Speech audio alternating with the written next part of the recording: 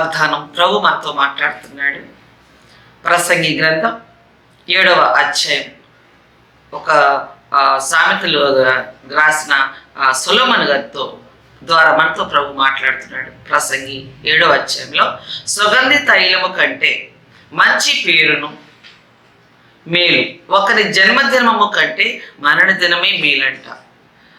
సుగంధ తైలము కంటే మంచి పేరు మేలు, ఒకరి జన్మదినము కంటే మరణ దినమే మేలు.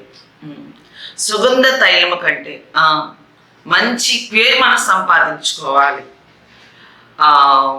మనం ఎదుగుతున్న కొలది మంచి లక్షణాలతో మనం పెరిగినట్లయితే, మంచి జ్ఞానంతో మంచి ఆలోచనలతో మనం ముందుకు సాగినట్టయితే మన ఇంటిలో పేరు, మన తల్లిదండ్రులకి పేరు, యేసయ్యకు పేరు, మనం నివసిస్తున్న సేవకుడు, సంఘంలో ఉన్న సేవకుడికి పేరు, సంఘానికి పేరు, సమాజానికి పేరు. పుట్టడం కంటే ఒక జన్మదినము కంటే మరణ దినమే మేలు. మరి ఫస్ట్లో మన తల్లిదండ్రులు సంపాదించిన ఆస్తిని అంతటితో చక్కగా బ్రతుకుతాం.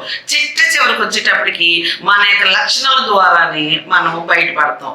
అదే మరణ దినం మీద మంచిగా మనం జీవించినట్టయితే మంచి మరణం అనేది మనం చూస్తాం. అంటే రోగాలతో పడి ఇటు చేసి రోగాల బారిన పడి మనం చనిపోవటం కంటే మంచి ఆరోగ్యవంతులముగా యేసయ్య నామానికి మనం కలిగి ఉంటే ఆ మరణ దినము మేలంటున్నారు. యేసు నామమున మహిమ కలుగును గాక.